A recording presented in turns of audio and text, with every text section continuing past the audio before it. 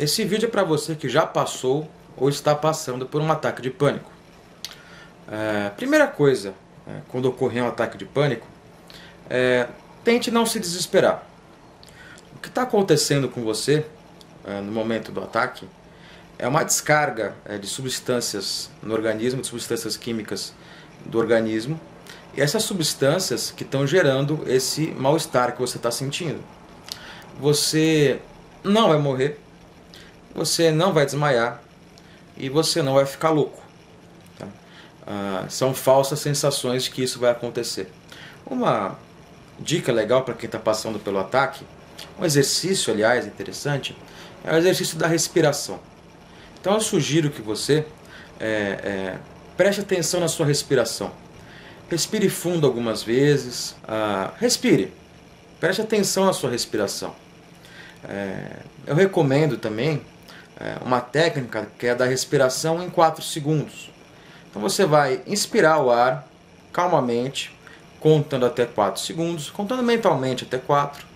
Vai prender o ar por 4 segundos e depois vai soltar o ar devagar, contando também mentalmente até 4.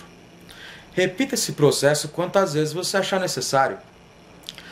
Sempre ter esse cuidado de fazer pausadamente, lentamente, né? Porque num momento de desespero, no momento do pânico, a tendência é a nossa respiração ficar ofegante, ficar aqui. Então não, respire calmamente, respire lentamente, conte mentalmente até 4 ou 5 segundos, né? E isso vai ajudar você a se acalmar um pouco e diminuir um pouco o mal-estar do pânico. Só lembrando, esse vídeo é o segundo vídeo que eu faço sobre pânico. Nesse eu vou falar mais especificamente do ataque. Mas existe um outro vídeo que também está aqui no YouTube falando do transtorno de pânico, da síndrome do pânico, de uma forma mais ampla. De toda forma, é bom entender que o ataque de pânico é uma coisa e a síndrome do pânico ou transtorno do pânico, que são sinônimos, é uma outra coisa. O que é o ataque do pânico? É essa sensação de extremo mal-estar gerado por ansiedade que a pessoa tem em determinada circunstância, em determinado momento. Tá? Então esse é o ataque. Comum nesse ataque a pessoa ter essas sensações corporais de mal-estar e também sensações psicológicas que vai morrer, vai desmaiar, vai ficar louco, enfim. Esse é o ataque de pânico tradicional. Agora, todo mundo que tem um ataque de pânico tem a síndrome do pânico? Não.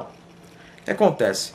A síndrome do pânico ocorre quando esses ataques eles não são isolados. Eles não ocorrem em uma determinada circunstância ou situação específica. Eles se tornam generalizados, né?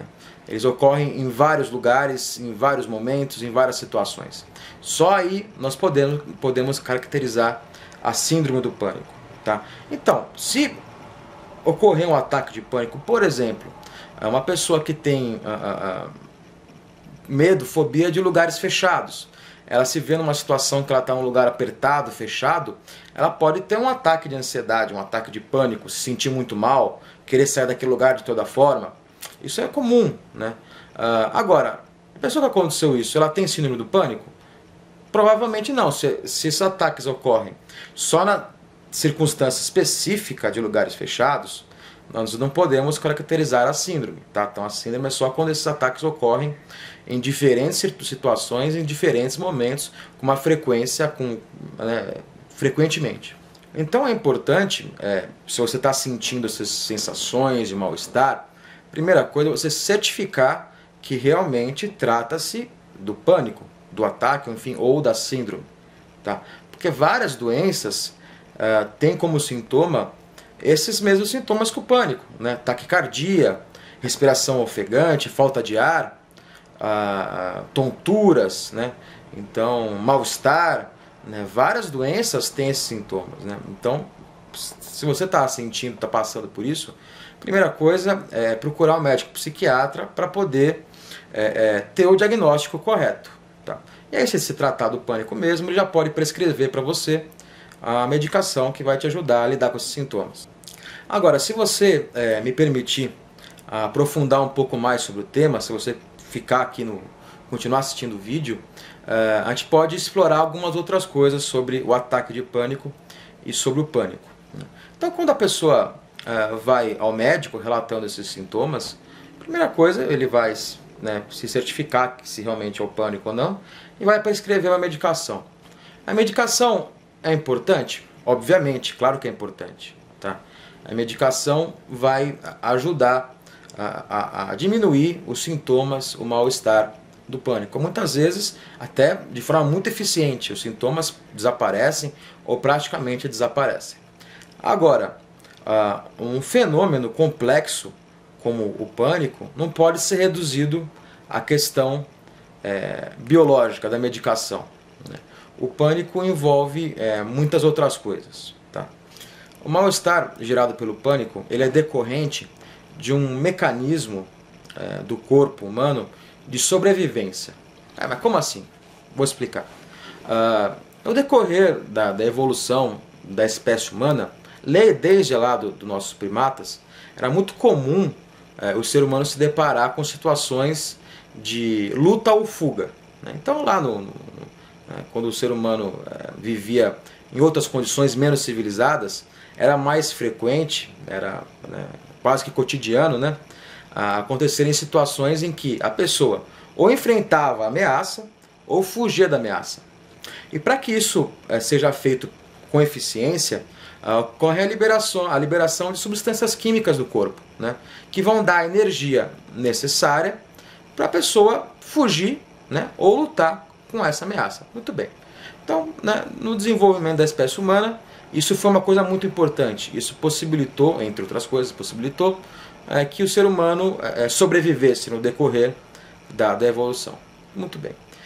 O pânico, de certa forma, é a liberação dessas substâncias de luta ou fuga em uma situação que isso não é necessário. Né? Então o corpo identifica, o seu cérebro identifica uma ameaça, uma grande ameaça, né, uma ameaça de vida, então libera essas substâncias no momento, entre aspas, inadequado, e por isso que ocorrem essas sensações tão ruins. Mas é isso então? É isso. Né?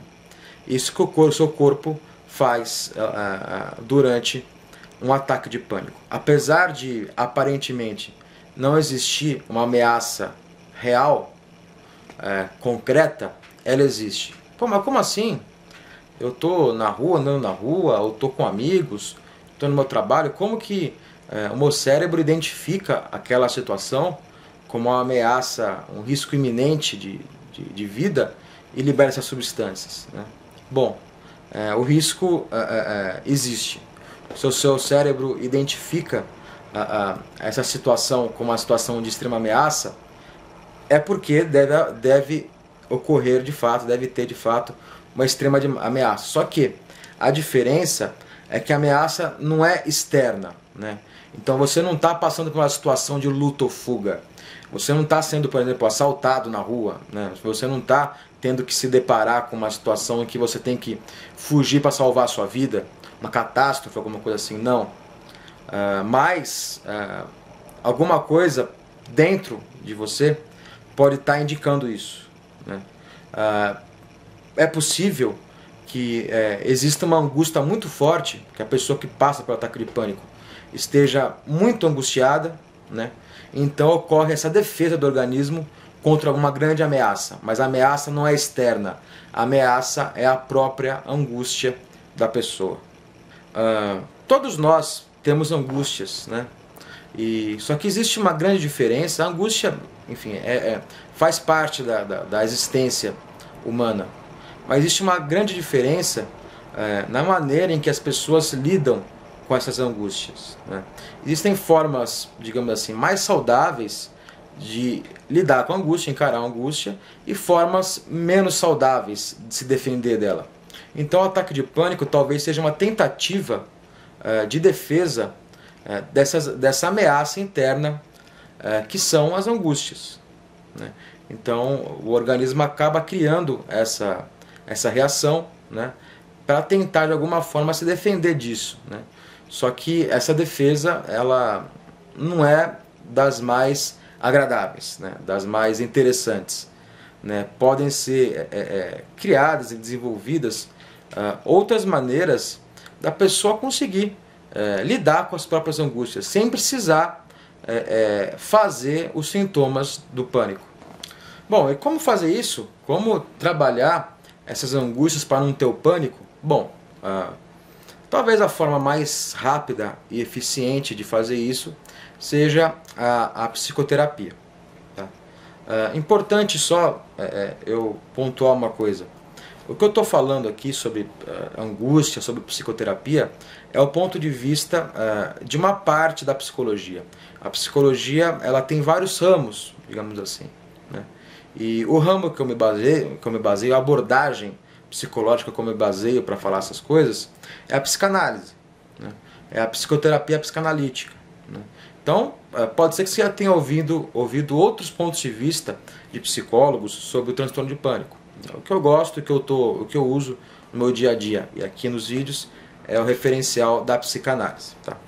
Então, a psicoterapia a psicoterapia ou a análise, né, é uma ferramenta, é um processo importante para que a pessoa possa aprender a tratar, né, e a lidar melhor com as angústias, para então não precisar fazer e sofrer os ataques de pânico.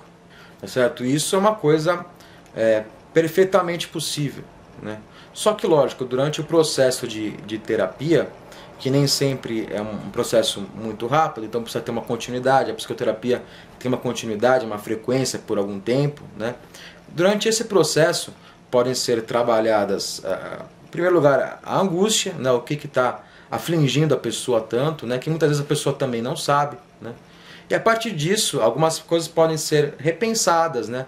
Enfim, podem ser desenvolvidas e repensadas na personalidade da pessoa e na maneira que a pessoa conduz a própria vida, que pode criar, a partir disso, ferramentas e mecanismos para que essa angústia seja elaborada ou seja direcionada de outras formas mais saudáveis, que não precisa desencadear nos sintomas do pânico. Então é possível, pode ser feito, né? Mas esse tratamento que eu estou falando aqui, que é o tratamento que eu acredito que muitas pessoas trabalham, ele não se resume apenas a tomar um comprimido, a tomar um remédio. Tá? O remédio ele é importante, é uma etapa importante do tratamento, então ele deve ser tomado, né? Mesmo porque algumas pessoas não conseguem fazer coisas básicas do cotidiano, né? Não conseguem sair de casa, às vezes nem sair do quarto, não conseguem trabalhar, não conseguem ir para a escola, para a faculdade, enfim. Né? Então o remédio ajuda muito com isso, né? Para que a pessoa possa, os sintomas possam diminuir e a pessoa possa fazer as coisas básicas da vida dela, né? Então trata-se mais de um controle dos sintomas. Agora, de fato, uma nova condição psíquica, uma nova condição mental que não resulte no pânico e que resulte num funcionamento, sei lá, mais feliz e mais saudável, né, na vida da pessoa, aí isso, né, não é possível apenas com um remedinho, apenas com um remédio, tá?